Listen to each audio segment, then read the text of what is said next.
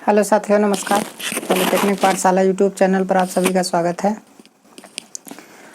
आज electrical machine first में आपको ईएमएफ इक्वेशन पढ़ाएंगे। ठीक है, ईएमएफ इक्वेशन पढ़ाएंगे। आप पढ़ चुके हैं, ट्रांसफार्मर में कंस्ट्रक्शन पढ़ चुके हैं, वर्किंग प्रिंसिपल, उसके बाद जो है आप आइडियल ट्रांसफार्मर भी पढ़ चुके हैं। अब यहाँ पर ईएमएफ इक्वेशन के बारे में हम आपको क्या करेंगे, डिस्कस करेंगे। तो ईएमएफ इक्वेशन की अगर बात करें तो ट्रांसफार्मर में एक प्राइमरी वाइंडिंग होगा, एक क्या होगा, सेकेंडरी वाइंडिंग होगा। ये हमारा क्या हो जाएगा, प्राइमरी वाइंडिंग हो जाएगा, और ये हमारा क्या हो जाएगा, सेकेंडरी हो जाएगा। सेकेंडरी का नंबर ऑफ टर्न N2 है, प्राइमरी का नंबर ऑफ टर्न क्या है आपका, N1 है। ठीक है, इसमें जो ईएमएफ इंड्यूस होगा उसे E2 से रिप्रेजेंट करते हैं, और इसमें जो ईएमएफ इंड्यूस होगा उसे E1 से क्या करते हैं, रिप्रेजेंट करते हैं। तो देखिए, ट्रांसफार्मर में जब कभी भी हमें ईएमएफ इंड्यूस कराना है तो उस कंडीशन में हमें एक ऐसी सप्लाई की ज़रूरत है जिसका मैग्नीट्यूड और direction with respect to time क्या हो रहा हो, चेंज हो रहा हो। ठीक है, तो ऐसी कौन सी सप्लाई है, वो एक प्रकार का अल्टरनेटिंग सप्लाई जिसे एसी के नाम से हम जानते हैं। ठीक है, तो इसे इंस्टेंटेनियस वैल्यू ऑफ वोल्टेज भी कहते हैं। क्या बोलते हैं, इसे इंस्टेंटेनियस वैल्यू ऑफ वोल्टेज के नाम से भी क्या करते हैं, जानते हैं। तो जब किसी ट्रांसफार्मर के इनपुट में जो है हम एसी सप्लाई देते हैं या फिर अल्टरनेटिंग वोल्टेज सप्लाई देते हैं, या फिर आप बोल सकते हैं कि instantaneous value of voltage supply देते हैं, तो ट्रांसफार्मर के प्राइमरी वाइंडिंग में एक मैग्नेटाइजिंग करंट क्या करती है, फ्लो करती है, और वो मैग्नेटाइजिंग करंट भी क्या होती है, इंस्टेंटेनियस वैल्यू ऑफ करंट होती है। समझ में आया, जो वोल्टेज का नेचर होगा वही क्या होगा, करंट का नेचर भी होगा।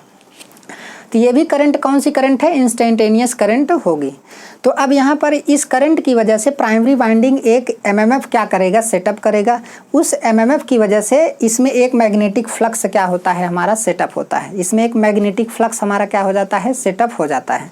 तो इस अल्टरनेटिंग मैग्नेटिक फ्लक्स की वजह से सेकेंडरी को जब लिंक करेगा तो सेकेंडरी में ईएमएफ इंड्यूस होगा फैराडे के नियम के अनुसार, और प्राइमरी को जब लिंक करेगा तो प्राइमरी में ईएमएफ इंड्यूस होगा किसके नियम के अनुसार, फैराडे के नियम के अनुसार। ठीक है, तो प्राइमरी में जो ईएमएफ इंड्यूस होगा उसे सेल्फ इंड्यूस ईएमएफ, और सेकेंडरी में जो ईएमएफ इंड्यूस होगा उसे म्यूचुअली इंड्यूस ईएमएफ के नाम से क्या करते हैं, जानते हैं, क्योंकि इसका म्यूचुअल इंडक्शन होगा और इसका क्या हो जाएगा, सेल्फ इंडक्शन हो जाएगा। ठीक है, तो यहाँ पर थोड़ा डेरिवेट करके हम देख लेते हैं। आपको पता है कि जैसे मान लीजिए जब नो लोड की कंडीशन है, यहाँ पर देखिए लिखा गया है कि जब ट्रांसफार्मर में इंस्टेंटेनियस वोल्टेज सप्लाई दिया जाता है तो ट्रांसफार्मर प्राइमरी वाइंडिंग में इंस्टेंटेनियस करंट, ट्रांसफार्मर के प्राइमरी वाइंडिंग में इंस्टेंटेनियस करंट क्या करती है, फ्लो करती है। यह करंट नो लोड की कंडीशन में इसे मैग्नेटाइजिंग करंट कहते हैं। इस करंट के कारण जो है प्राइमरी वाइंडिंग एक अल्टरनेटिंग फ्लक्स क्या करती है, सेटअप करती है, और इस अल्टरनेटिंग फ्लक्स की वजह से प्राइमरी और सेकेंडरी वाइंडिंग में क्रमशः ईएमएफ E1 एंड E2 क्या होता है, इंड्यूस होता है। E1 को सेल्फ इंड्यूस ईएमएफ और E2 को क्या बोलेंगे आप, म्यूचुअली इंड्यूस ईएमएफ के नाम से क्या करेंगे, जानेंगे। अब आपको पता है यहाँ पे कि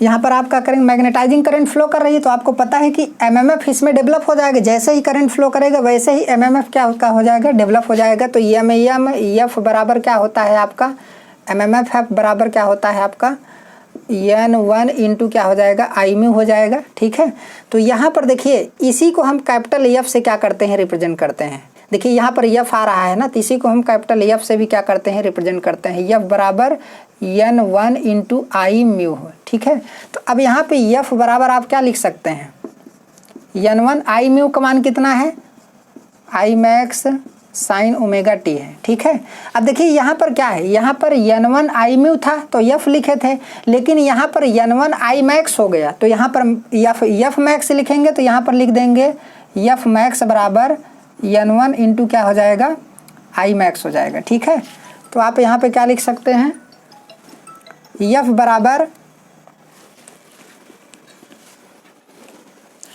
बराबर इसको क्या लिख सकते हैं, F M sine omega T लिख सकते हैं। ठीक है, तो आपको एक बात पता है कि जो मैग्नेटिक फ्लक्स होता है, मैग्नेटिक फ्लक्स बराबर होता है एम एफ बटे क्या होता है, यस क्या है, रिलक्टेंस है, और एमएमएफ को ही हम क्या बोलते हैं, एफ बोलते हैं। ठीक है, तो यहाँ पे देखिए मैग्नेटिक फ्लक्स निकाल लीजिए, एफ बाई क्या हो जाएगा, यस हो जाएगा, एफ बाई यस हो जाएगा। तो एफ का मान ऊपर दिया है, एफ का मान कितना है, F M by yes into sine omega T हो जाएगा कि नहीं।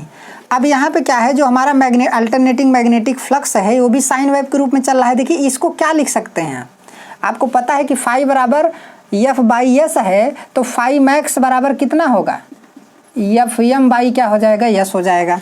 तो यहाँ पर क्या है, इसी को फाइव मैक्स लिख सकते हैं। तो यहाँ पर क्या हो जाएगा, five max sine omega T हो जाएगा। ठीक है, तो ये हमारा क्या है, अल्टरनेटिंग मैग्नेटिक फ्लक्स क्या हो गया, सेटअप हो गया। ये क्या है, अल्टरनेटिंग मैग्नेटिक फ्लक्स। ये हमारा क्या है, अल्टरनेटिंग मैग्नेटिक फ्लक्स या instantaneous magnetic flux, or instantaneous magnetic flux.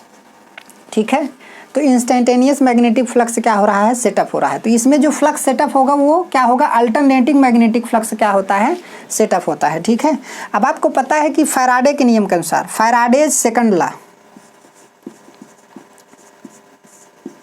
Day के सेकंड लॉ के अनुसार, फैराडे के सेकंड लॉ के अनुसार आपको पता है कि E बराबर आपका क्या होता है, माइनस एन डी फाई अपान क्या होता है, डी टी होता है। तो आपको ये भी पता है कि माइनस एन डी अपान डी टी, यहाँ पर फाई का मान कितना है, फाई का मान phi max sine omega t, तो phi max sine omega T. ठीक है, तो उसके बाद आपका यहाँ पे क्या हो जाएगा, E बराबर हो जाएगा माइनस एन फाई मैक्स बाहर आ जाएगा, उसके बाद साइन ओमेगा टी है, तो ये क्या हो जाएगा, omega into cos omega T हो जाएगा। ठीक है, आपको ये चीज़ तो पता ही है पहले से। अब यहाँ से थोड़ा और डेरिवेट इसको करते हैं, तो यहाँ पर तो दिखाई दे रहा है। तो E बराबर आपका कितना हो जाएगा, minus N phi max omega, इसी को क्या लिख सकते हैं, इसी को साइन 90 माइनस ओमेगा टी लिख सकते हैं। क्या लिख सकते हैं, 90 माइनस ओमेगा टी लिख सकते हैं। तो यहाँ पे माइनस को आप क्या कर सकते हैं, अंदर कर दीजिए।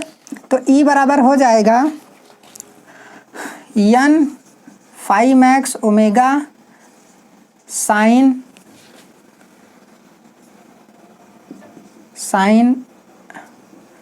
ओमेगा टी माइनस 90, क्योंकि माइनस क्या हो गया, अंदर चला गया। ठीक है, तो ये हमारा क्या हो गया, इक्वेशन हो गया।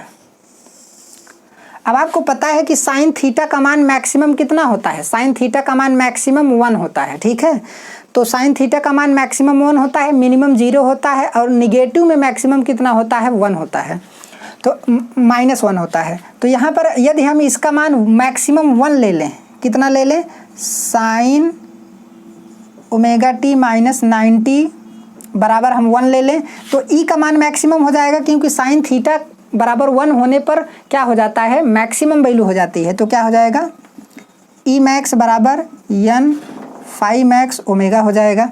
तो ये E मैक्स इंटू यहाँ पर क्या हो गया, 1 हो गया। तो ये हमारा E मैक्स की वैल्यू हो गई। ठीक है, अब आपको पता है कि हमारा RMS वैल्यू कितना होता है, RMS वैल्यू RMS वैल्यू आपका होता है E मैक्स बटे √2 होता है। E मैक्स बटे क्या होता है, √2 होता है। तो आप इसी को कितना कितना लिख सकते हैं, देखिए E मैक्स का मान कितना है, एन फाई मैक्स ओमेगा बटे √, में क्या हो जाएगा, 2 हो जाएगा। ठीक है, अब इसी को और डेरिवेट करेंगे तो यहाँ पर आगे डेरिवेट कर सकते हैं। भाई ओमेगा का मान कितना होता है, 2 पाई एफ, ओमेगा का मान कितना होता है, 2 पाई एफ होगा, एन इंटू क्या होगा, फाई मैक्स होगा, और बटे क्या होगा, √2 होगा। 2 पाई बटे √2 करेंगे तो इसका मान आता है 4.44 into phi max F into क्या हो जाएगा, एन हो जाएगा। ठीक है, तो इतना आता है, तो ये तो दिख रहा है। तो यहाँ पर E बराबर हमारा कितना आ गया, E बराबर आ गया 4.44 फाई मैक्स एफ इंटू क्या हो जाएगा, एन हो जाएगा। तो ये हमारा क्या हो गया, EMF इक्वेशन हो गया। ये हमारा क्या हो गया, EMF इक्वेशन हो गया। ठीक है, तो यहाँ तक आप लोग स्क्रीनशॉट ले सकते हैं, इसकी स्क्रीनशॉट अच्छे तरीके से ले लीजिए यहाँ तक। तो ये हमारा क्या हो गया, EMF इक्वेशन हो गया। अब हम इसको मिटाते हैं। ऊपर वाला तो आप समझ गए होंगे कैसे आया है, कि अल्टरनेटिंग मैग्नेटिक फ्लक्स क्या होता है, सेटअप होता है। ठीक है,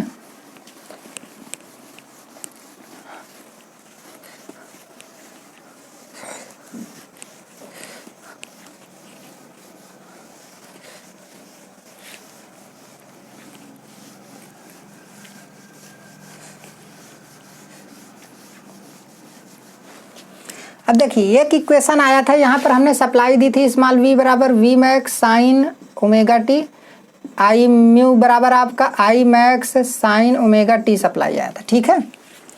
उसके बाद यहाँ पर क्या है, एक इक्वेशन निकला था कि E बराबर होता है omega into N into five max sine omega T minus